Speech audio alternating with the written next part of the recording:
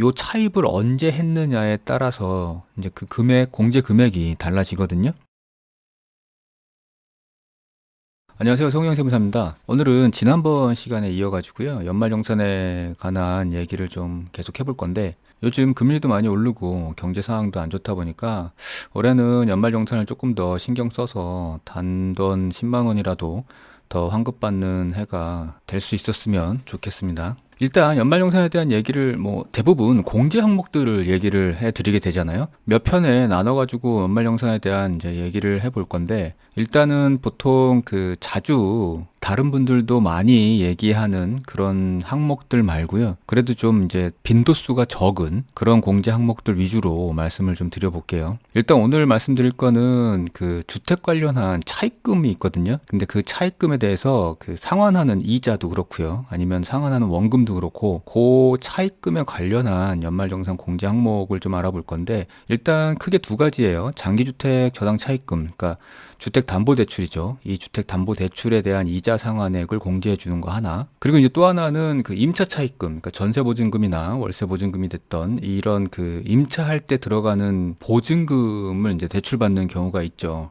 전세자금 대출이라고 하는데, 그 부분에 대해서 원리금 상환 공제하는 제도, 그러니까 이 두 가지를 먼저 말씀을 드려볼게요. 일단 먼저 주택 임차 차입금, 그러니까 전세자금 대출이죠. 그 전세자금 대출에 대한 원리금 상환액 공제인데, 이 원리금 상환액 공제는 소득공제 중에 하나예요. 지난 시간에 소득공제하고 세액공제의 차이점 말씀드렸는데, 그 중에서 소득공제에 해당되는 거고요. 그리고 이제 전세보증금 같은 경우에 대출이 있는 분들이 받는 공제고, 요 그 전세자금 대출에 대한 원리금 상환액 공제는 그 뒤에 말씀드릴 주택담보대출에 대한 이자 상환액하고는 다르게, 이게 이제 이자만 공제를 해주는 게 아니라 원리금 다 공제를 해줘요. 그러니까 갚는 금액, 그러니까 원금이죠. 원금하고 이자를 다 공제를 해주니까, 이자만 공제해주는 장기주택 저당 차입금, 그러니까 주택담보대출에 대한 그 이자 상환액 공제하고는 제도의 성격이 약간 좀 다르죠. 이제 본격적으로 들어와서 전세자금 대출에 대한 원리금 상환액 공제는 어떤 요건이 필요하냐? 일단은 과세기간 종료일 현재, 그러니까 12월 말일이 되겠죠. 종료일 현재 무주택이어야 되고, 그리고 이제 이 차입금 자체가 본인 명의의 차입금이어야 돼요. 그러니까 뭐 부인 명의는 다른 가족 차입금이 되는 건 아니고, 그리고 과세 종료일 현재 세대주여야 되거든요. 이게 이제 원칙적인 조건이고, 혹시 이제 본인은 세대 원인데 다른 가족이 세대 주일 수 있거든요. 그럴 때 이제 본인이 차입금이 있고 전세자금 대출이 있고, 다른 세대주, 다른 가족이 세대주일 때 그 다른 세대주가 이런 장기주택 저당 차입금 이자 상환액 공제, 그러니까 주택담보대출 관련한 거죠. 그리고 이제 주택마련 저축 공제, 요 부분에 대해서 공제를 받지 않는다면 이제 본인이 받을 수도 있는 제한적인 조건이 있긴 있어요. 세대주가 아니라 그래도. 그리고 이제 여기서 공제 대상 같은 경우에는 국민주택 규모의 주택이 대상이 돼요. 국민주택 규모라는 거는 주택법상 85제곱미터를 기준으로 삼잖아요. 그래서 이제 85제곱미터 이하인 주택을 얘기하는 거고, 수도권을 제외한 읍면 지역은 면적 기준이 100제곱미터 까지 올라가죠. 그리고 여기에 이제 대상에는 꼭 주택이 아니더라도 오피스텔이지만 주거용으로 사용하는 오피스텔도 포함이 됩니다. 소득공제는 어떻게 해주냐면, 올해 그 상환한, 그러니까 1년 동안 상환한 대출금의 원금하고 이자 총액 중에서 40%를 소득공제를 해주는 거예요. 근데 이제 이때 한도가 있어가지고요.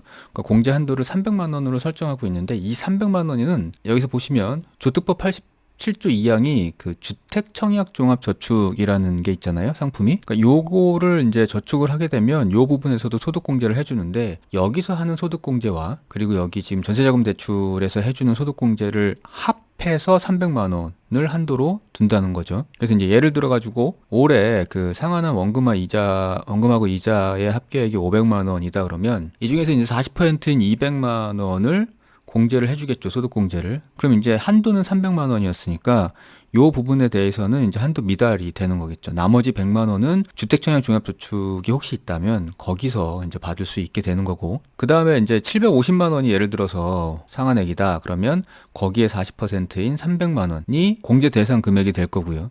그리고 이제 이때는 한도가 300만 원이다 보니까 여기 이제 한도에 다 도달했겠죠. 이제 이렇게 해가지고 주택 임차 차입금, 그 전세자금 대출에 대한 원리금 상환의 공제에 대한 내용이었고요. 근데 이제 그 공제 한도 여기서 지금 300만 원인데, 이 300만 원을 지금 400만 원으로 그 한도를 올리겠다는 안이 나와 있는 상태예요. 그래서 이제 내년부터는 어떻게 될지 모르겠지만 지금 현재 상황에서는 공제 한도는 300만 원이라는 거고요. 자, 이제 두 번째 장기주택 저당 차입금 이자 상환의 공제인데요. 이 부분은 이제 주담대라고 하죠. 주택담보대출에 대한 이자 상환액을 공제해 주는 부분인데, 이제 이 부분을 두 번째 말씀드리는 거는 워낙 내용이 복잡하고 방대하다 보니까, 이게 왜 방대하냐면 매년, 그러니까 예전부터 그 때마다 부동산 시장 관련해 가지고 그때 계속 이제 변경이 있었어요.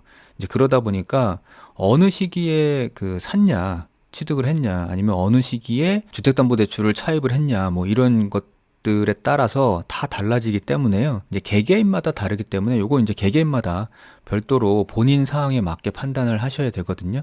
그래서 이제 전체적인 맥락을 요약해서 말씀을 드리기 위해서 이제 뒤편에서 말씀을 드리는 거고요. 요거에 만약에 해당되시는 분들은 회사에 연말정산 담당자 분이나 상의를 하셔가지고 조금 세세하게 따져보시면 될 것 같아요. 자, 다시 돌아와서 이 장기주택 저당 차입금, 그러니까 주담대의 이자 상환액 공제는 소득공제죠. 소득공제 중에 주택자금 관련한 소득공제고, 아까 말씀드렸던 주택 임차 차입금에 관련한 거, 그리고 이제 장기주택 저당 차입금, 지금 말씀드리는 주택담보대출에 대한 것, 이제 요거를 두 개를 합쳐가지고 주택자금 관련 소득공제라고 하는데, 그 중에 지금 말씀드리는 건 이제 장기주택 저당 차입금에 관련한 내용이니까 요 부분만 이제 별도로 보게 되면, 일단 전체적인 구조는 그래요. 그러니까 주택담보대출을 가지고 있는데 요 차입을 언제 했느냐에 따라서 이제 그 금액, 공제 금액이 달라지거든요. 그래서 예를 들어서 지금 주택담보대출이 있으신 분이 11년도 이전에 차입을 했다. 그러니까 돈을 대출을 받은 시기가 11년도 이전이라는 얘기죠. 그때 차입을 했는데 상환 기간을 15년 이상이다 그러면 1,000만 원,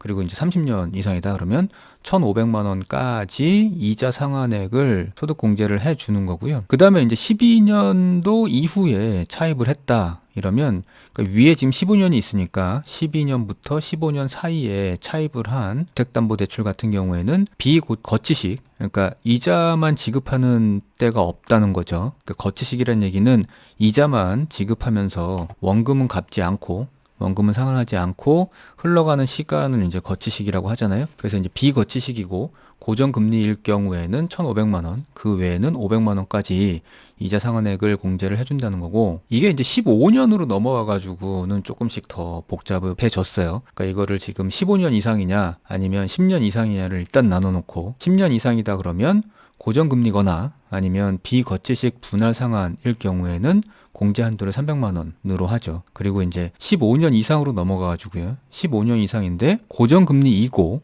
그리고 비거치식 분할 상환이면 1,800만 원까지도 이자 상환액을 소득공제 해주는데, 고정금리이거나 아니면 비거치식 분할 상환, 이제 둘 중에 하나라는 거죠.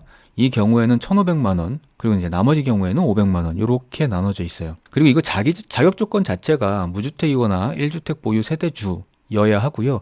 여기서 세대주는 앞에서 얘기 드렸던 그 세대주의 개념하고 똑같으니까 서류상 세대주가 아니더라도 공제가 가능한 경우가 있을 수도 있어요. 그리고 사실 이 장기주택 저당 차입금 이자 상환액 공제는 여기서 지금 보이시는 이 내용, 제가 지금 국세청 자료를 쓰고 있는데, 그러니까 여기서 보이고 있는 이 요약 내용 외에도 요건 자체가 더 있거든요. 그러니까 뭐 예를 들어서 주택 공시가격이 5억 이하여야 된다, 뭐 이런 것들이 있으니까 조금 더 세세하게 찾아보셔야 될 것 같고요. 일단 개략적으로 이런 것들이 있으니까 혹시 여기에 해당이 된다고 생각이 드시는 분들은 좀 더 세세하게 검토하시기를 바라는 마음에서 말씀을 드리는 거고요. 자, 그 다음에 마지막으로 이제 이 주택 관련한 차입금 연말정산 공제를 어떻게 받아야 되냐. 일단 앞에서 말씀드렸던 그 두 가지, 전세자금 대출에 대한 원리금 상환액 공제하고, 그리고 이제 주택담보대출에 대한 이자 상환액 공제 같은 경우에는 만약에 있다 그러면 기본적으로 홈택스의 연말정산 간소화 서비스를 들어가면 거기에 이제 자료가 떠 있는 경우가 거의 대부분이에요. 그런데 지금 앞에서 말씀드렸던 두 차입금들에 그러니까 대출을 일으킨 첫 해거나 아니면 뭐 어떤 이유로 인해 가지고